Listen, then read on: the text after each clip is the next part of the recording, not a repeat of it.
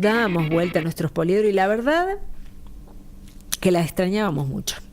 Y queremos encontrarnos con ella. Por eso le damos la bienvenida a Ceci Cofrancesco, que aquí está con nosotros. ¿Cómo va, Ceci? Bienvenida. Hola Gaby, no me hagas emocionar que estoy sensible. ¿Te extraña? Sí, ¿no? Hoy estamos todos como así, qué sorpresón. Ay, Dios mío, ¿no? Tremendo, sí. Sí, es muy linda noticia. Recién lo hablábamos con el padre Jorge García Cuerva. La noticia de la designación de Monseñor Gustavo es fuerte para nosotros, porque es una alegría enorme y también eso que decíamos, ¿no? Es una tristeza porque sabemos que va a estar un poquitito más lejos. Pero me encantó que haya elegido ese parágrafo de la Sí. última encíclica para enmarcar este ejemplo concreto, pero también los muchos desafíos que cada Exacto. uno, que cada persona va viviendo. Es lindo ver esas situaciones que nos desacomodan siempre en el sueño de Dios, en Qué definitiva. lindo, sí. Qué lindo lo que decís. La verdad que sí, porque y eso es cierto. Ellos, bueno, les pasa a los curas, a los obispos, le pasa, incluso al Papa le pasó que se fue con su valijita para Roma y nunca más volvió.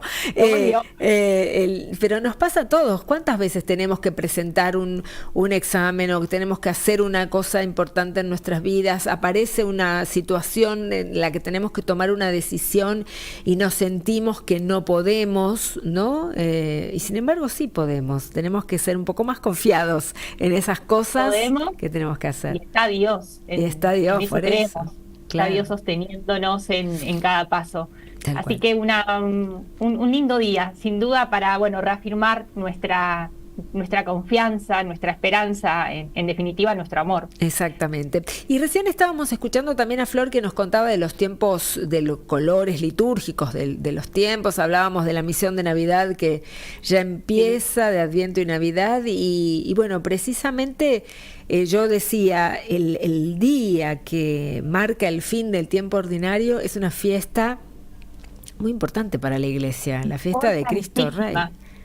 La fiesta de Cristo Rey, que es este próximo domingo, Sí. domingo 24 de noviembre, y acá otra vez la liturgia nos da la oportunidad, nos da la pauta, la clave para poder pensar el misterio de nuestra fe. Sí. Así que se me ocurrió que tan próximos a la fiesta de Cristo Rey, detenernos un poquito en un concepto que lo decimos, lo repetimos, lo rezamos y Sí. quizás no lo profundizamos tanto, y es el concepto de reino de Dios. Es cierto. ¿Te suena? Sí, ¿Verdad? sí. Claro, El porque Padre nosotros Nuestro al menos. tenemos un Cristo Rey del reino de Dios, claramente, Tal ¿no? cual. Y eso, ¿cuántas veces lo decimos si no lo No nos detenemos. no nos detenemos a pensar en eso, tal cual? Hay que contemplar qué quiso decir Jesús cuando habló tanto sobre el reino de Dios.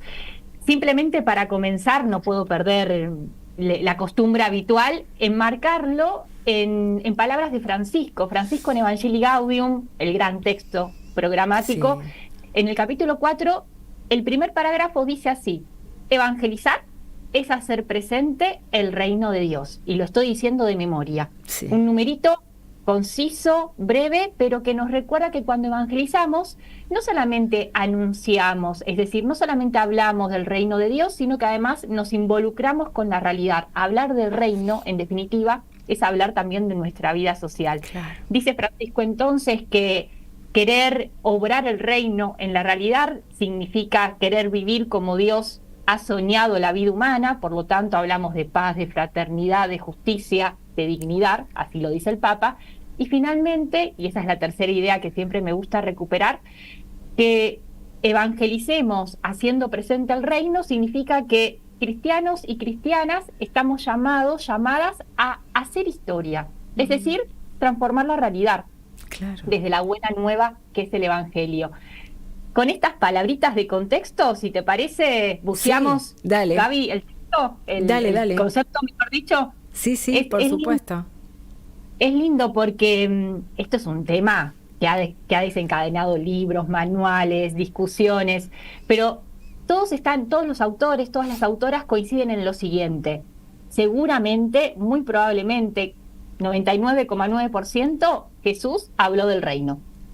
En eso coinciden todos los autores, y habló justamente del reino con esta expresión, reino de Dios.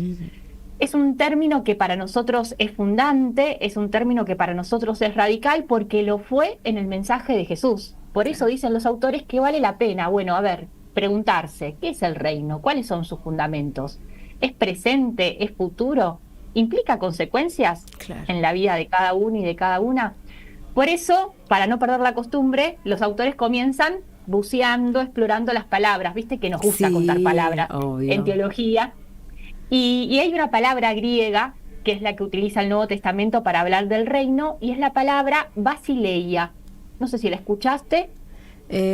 Poco. Para algún juego también sirve, pero esa es la palabra griega, la que aparece en el texto bíblico en sí mismo, basileia.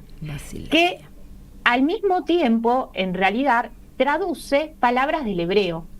Y acá la cosa se vuelve un poco más difícil, porque en hebreo podemos encontrar 3 sentidos distintos.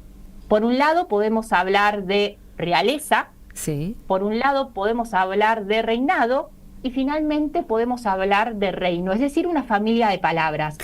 Nos ponemos un poco gramáticos, porque tenemos que explorar cada una de las palabras. Y acá los autores también, con mucha coincidencia, cómo explican cada una de estas palabras de la siguiente manera. En primer lugar, diciendo que reino significa un territorio concreto, sobre el cual se ejerce una soberanía.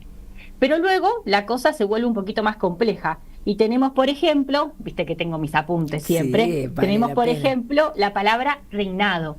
Y en la palabra reinado, dicen los autores, ese es el ejercicio real de ese reinado, la duración en el tiempo, desde que fue entronizado hasta que finalizó su mandato por distintas razones. Y finalmente, la tercera palabra es la palabra realeza. Y en la palabra realeza estamos hablando del poder en sí mismo. ¿Por qué me detengo en estas 3 palabras? Porque cuando Jesús dice reino, todas estas ideas están implícitas, están como sustrato. Lo que sí dicen los autores es que muy probablemente cuando realizamos estas traducciones de la palabra hebrea al griego, es muy probable que estemos expresando la primera acepción, a saber, un territorio sobre el cual se ejerce una soberanía.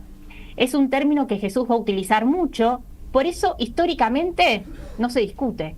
Todos los criterios de historicidad coinciden en que es una palabra de Jesús, porque, por ejemplo, Gaby está en muchas fuentes, en Marcos, en Mateo, en Lucas, en Pablo, en Juan, en el Apocalipsis, es decir, en un montón de textos bíblicos. También dicen los expertos que está en diferentes formas, porque quizás Jesús habla sobre el reino en una parábola, y hay muchísimas, pero quizás también habla sobre el reino en un discurso, quizás también habla sobre el reino en una plegaria, como en el Padre Nuestro. Son criterios que utilizan los autores para confirmar que es algo que dijo Jesús.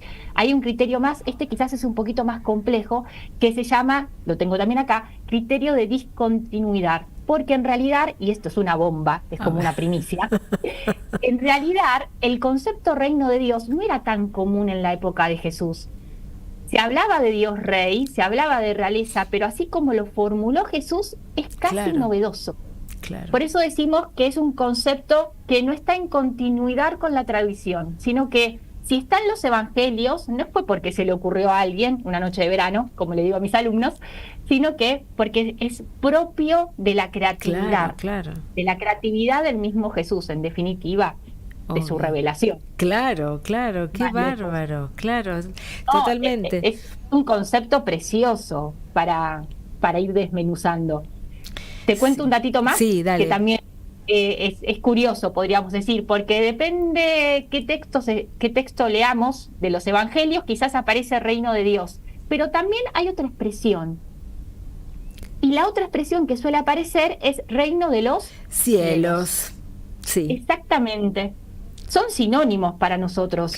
Yo puedo decir reino de Dios, puedo decir reino de los cielos, no hay diferencia, pero en los textos bíblicos sí, hay una pequeña separación. ¿Por qué?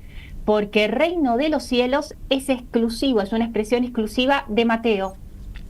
Es Mateo, gran catequista, un predicador que tiene como destinataria una comunidad de judeocristianos, en ese contexto realiza este cambio. Claro. Porque no nos olvidemos, dentro del judaísmo, nombrar a Dios era un acto bastante complicado. Por eso se la rebusca, podríamos decir. Claro. Y en vez de expresar continuamente la fórmula reino de Dios, realiza este giro que no genera ningún cambio en el significado y habla del reino de los cielos. Por eso es una expresión que va a estar tanto en Mateo. Es lindo hacer esta diferencia porque además nos permiten ubicar al texto en su contexto.